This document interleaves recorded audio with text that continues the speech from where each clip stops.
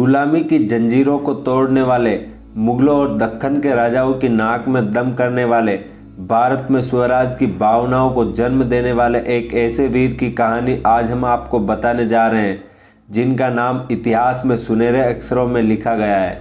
जिस समय लगभग पूरे उत्तर भारत पर मुगलों का राज था, जिस समय हिंदू धर्म खतरे में था, जिस समय भारत के अधिकतर राजाओं ने मुगलों की अधीनता स्वीकार कर ली थी, उस समय एक चिंगारी भारत के दक्षिण में जल रही थी, जिसने भारत में हिंदवी स्वराज के लिए लोगों के मन में उत्सुकता पैदा की। इस राजा का राज्य भले ही बड़ा नहीं था, लेकिन इस राजा ने जिस विचार को जन्म दिया, उस विचार ने भारत में मराठा साम्राज्य का शासन दक्षिण से लेकर अफगानिस्तान तक कर दिया था।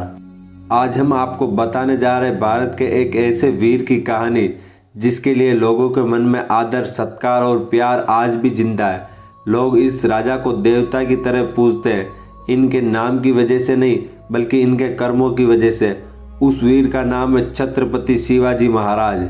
मराठा साम्राज्य के सबसे पहले छत्रपति महाराज शिवाजी का जन्म 19 फरवरी 1630 को शिवनेरी दुर्ग, पुणे में हुआ था। कुछ जगह उनके जन्म की तिथि 6 अप्रैल 1627 दर्ज है, जबकि मराठा लूनर कैलेंडर के अनुसार कुछ पार्टीज इसे 4 मार्च को भी मनाती है। इनके पिता का नाम शाहजी भोसले और माता का नाम जीजाबाई था। जिस समय शिवाजी का जन्म हुआ, उस समय भारत की गद्दी यानी दिल्ली पर शाहजहाँ का शासन था और दक्कन में 3 प्रदेश, अहमदनगर में निजामशाही, बीजापुर में आदिलशाही और गोलकुंडा में कुतुबशाही का शासन था।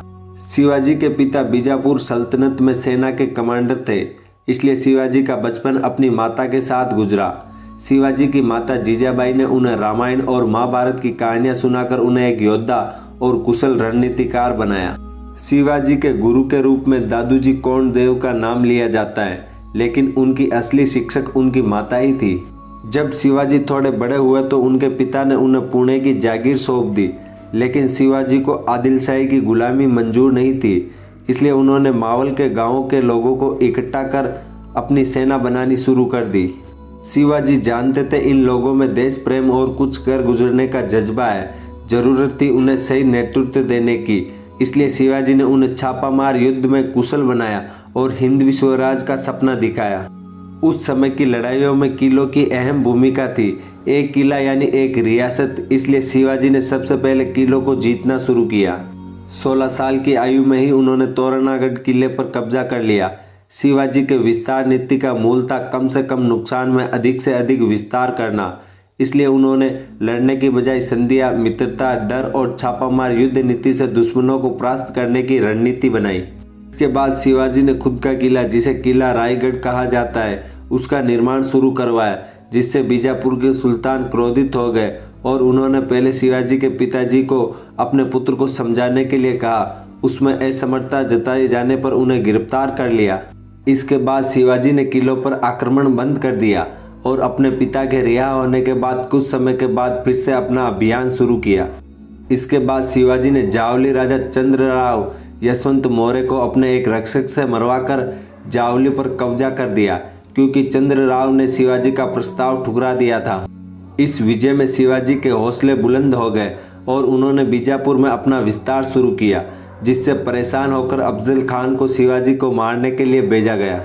अफजल खान शिवाजी को उकसाने के लिए मंदिरों को तोड़ता जा रहा था, लेकिन शिवाजी ने अफजल खान से लड़ने की बजाय मिलने का प्रस्ताव भेजा। अफजल खान शिवाजी के मुकाबले बहुत लंबा, चौड़ा और क्रूर इंसान था। जब दोनों एक शिविर में मिले तो अफजल खान ने शिवाजी को और शिवाजी ने अफजल खान को मारने का प्रयास किया, जिसमें शिवाजी ने बहादुरी से अपने चाकू से अफजल को मौत के घाट उतार दिया। शिवाजी के दक्कन में बढ़ रहे प्रभाव से चिंतित होकर औरंगजेब, जो अब अपने पिता को आगरा के किले में कैद कर चुका था, उसने अपने मामा शाइस्ता खान को शिवाजी पर हमला करने के लिए भेजा। शाइस्ता खान ने युद्ध में शिवाजी को बहुत नुकसान हो रहा था, इसलिए शिवाजी ने बाराती बनकर शाइस्ता खान के घर में प्रवेश कर उस पर हमला कर दिया। इस हमले में शाइस्ता खान भागने में सफल रहा, लेकिन उसकी 3 अंगुलियां कट गई। शिवाजी को अपने राज्य का विस्तार करने के लिए धन की आवश्यकता थी, इसलिए उन्होंने सूरत शहर पर हमला किया, जिससे औरंगजेब गुस्से से तिलमिला उठा और उसने आमेर के राजा जय सिंह को शिवाजी के खिलाफ लड़ने भेजा। इस लड़ाई में शिवाजी को संधि करनी पड़ी, जिसे पुरंदर की संधि कहा जाता है, जिसमें शिवाजी महाराज को बहुत से किले वापस कर औरंगजेब का बीजापुर के खिलाफ साथ देने का वादा करना पड़ा। इसी बीच औरंगजेब ने शिवाजी महाराज को आगरा के किले में बुलाया, जहां पर शिवाजी और उनके पुत्र संभाजी गए, लेकिन उस दरबार में हुए अपने अपमान को शिवाजी सहन नहीं कर पाए और औरंगजेब का विरोध कर दिया। लेकिन इस समय बाजी औरंगजेब के हाथ में थी और उसने शिवाजी को आगरा के किले में नज़रबंद करवा दिया। लेकिन शिवाजी तो शिवाजी थे। अपनी कुशल रणनीति की वजह से और अपने लिए लोगों के दिल में प्रेम की वजह से वो अपने पुत्र के साथ सकुशल वहाँ से भागने में सफल रहे और वापस आकर 3 साल तक शांत रहने के बाद फिर से चुनौती के लिए तैयार हो गए। शिवाजी ने फिर से सूरत पर हमला कर औरंगजेब को अपनी उपस्थिति का एहसास करवाया। लेकिन इस समय शिवाजी को अपने मराठा साम्राज्य के लिए एक आइडियोलॉजी तैयार करनी थी और उन्हें खुद पर गर्व करने का एहसास करवाना था। इसलिए शिवाजी ने रायगढ़ के किले में खुद का राज्याभिषेक करवा खुद को छत्रपति राजा घोषित किया। शिवाजी ने नौसेना का गठन करवाया, जिसके कारण उन्हें फादर ऑफ इंडियन नेवी भी कहा जाता है। शिवाजी ने शासन को संभालने के लिए 8 मंत्रियों का गठन किया, जिन्हें अष्टप्रधान कहा जाता था, जिसमें पेशवा सबसे प्रमुख थे। शिवाजी ने सभी धर्मों और स्त्रियों के सम्मान को सबसे प्रमुख रखा। इस तरह शिवाजी ने जिस सुदृढ़ शासक की नींव रखी और जिस विचार को अपने आने वाली पीढ़ियों और भारत के लोगों के लिए रखा, वो आज भी हमारे दिल में जिंदा है। शिवाजी की मृत्यु 3 अप्रैल 1680 को हो गई, लेकिन उनकी सोच ने मराठा साम्राज्य को मरने नहीं दिया और बाद में पेशवा बाजीराव ने उनके सपने को एक जबरदस्त उड़ान दी। शिवाजी महाराज के लिए लोगों के दिल में प्यार और सद्भाव है, क्योंकि उन्होंने मंदिरों के निर्माण में सहायता की तो मस्जिदों को कभी नुकसान नहीं पहुंचाया और सभी धर्मों के स्त्रियों का सम्मान किया। उनके राज्य के स्त्रियों के साथ दुर्व्यवहार करने वाले सैनिकों को सख्त दंड दिया जाता था। भारत के इस वीर योद्धा ने मुश्किल परिस्थितियों में भी स्वाधीनता और स्वराज की सोच को जगाए रखा। आशा है कि आज का ऐतिहासिक वीडियो आपको अच्छा लगा होगा। ऐसे ही और ऐतिहासिक वीडियो के लिए बने रहे आप हमारे साथ। तब तक के लिए धन्यवाद। जय हिंद, जय भारत, इंकलाब जिंदाबाद।